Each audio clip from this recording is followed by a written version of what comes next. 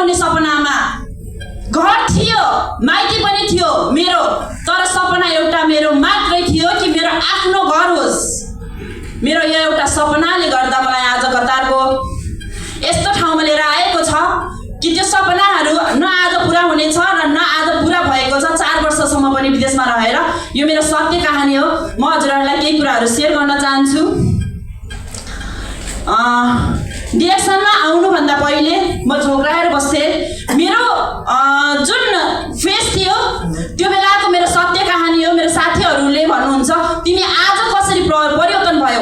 मेरो परिवर्तन म देखाउने छु हजुरहरूलाई केही कुराहरू। म 14 वर्षदेखिको कम्मरको समस्या लिएर कतारको बस 4 वर्ष मैले कसरी कटाएँ त्यो सिर्फ मलाई मात्रै थाहा छ हैन। अनि रह्यो 9 वर्षदेखिको तल्लो पेटको समस्या थियो हैन।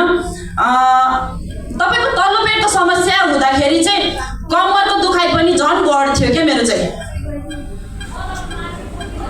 ग्यास्ट्रिकको समस्या विदेशको ठाउँमा काम गर्दै गर्दाखेरि भोको पेट र समयमा खाना नभएर भएको ग्यास्ट्रिकको समस्याले र दुबीको समस्या थियो। यसको पिक्चर अहिले आउनेछ तपाईहरु सामु।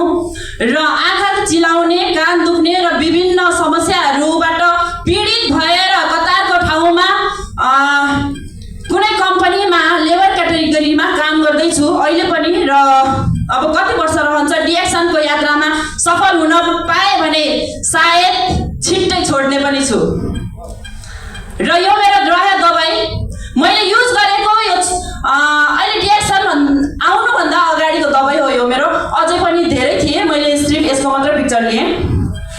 यति धेरै दबाई युज गर्ने हजुरहरू कोही हुनुहुन्छ? यस, अहिले पनि युज गर्नुहुन्छ सायद हुनुहुन्छ हजुर। ओके, तपाईहरु पनि छिटै नै डिएक्सनबाट डिएक्सनको प्रोडक्टले गर्दा केही न केही भयो होला हैन।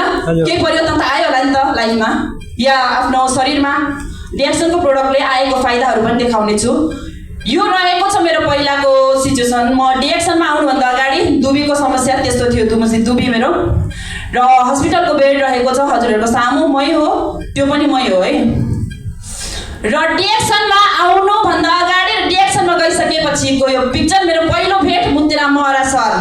उहाँको लागि फेरि पनि एक जोरदार ताली आशा गर्दछु हजुरबाट। र यो दिन म कहिले बिर्सिने छैन कि डिएक्सन खोज्दै एक्लै केटी मान्छे डिएक्सनको अफिसमा पुग्दाखेरि नवीनचन्द सर र निरज सरले मलाई डोर्याउँदै मेट्रो स्टेसनबाट लानु भएको त्यो दिन म कहिले पनि बिर्सिने छैन। र मैले युज गरेको प्रोडक्ट मैले युज गरेको भनेको मोरङ्गी जुस र स्पाइरुलिना हो। मेरो यो सबै समस्याहरू सँगसँगै यो समस्यालाई अहिले निचोलेर तपाईहरु सामु सञ्जुतामा उभिरहेको छ यही हो मोरङ्गी र स्पाइरुलिना। र म यो जुन यो प्रोडक्टहरू युज गर्दै गर्दाखेरि डिएक्सनको प्रोडक्ट युज गर्दै गर्दाखेरि आज चाहिँ सफल भन्नाले सफल भएको छैन, तर मैले सफल भएको व्यक्ति भन्दा चाहिँ धेरै चाहिँ म खुसी छु। मैले पाएको छु है यो यो मलाई सम्मान हुँदै गर्दै यही ठाउँमा जुन ठाउँमा अहिले म उभिएको छु यही ठाउँबाट स्टार्टिङ गरेर यही ठाउँमा सम्मानित हुन पाएको व्यक्ति सञ्जु तामाङ यही हो। र यो डिएक्सनको स्ट्राटेजीको पिन निरै गर्दाखेरि दुहा अफिसको एउटा पिक्चर रहेको छ।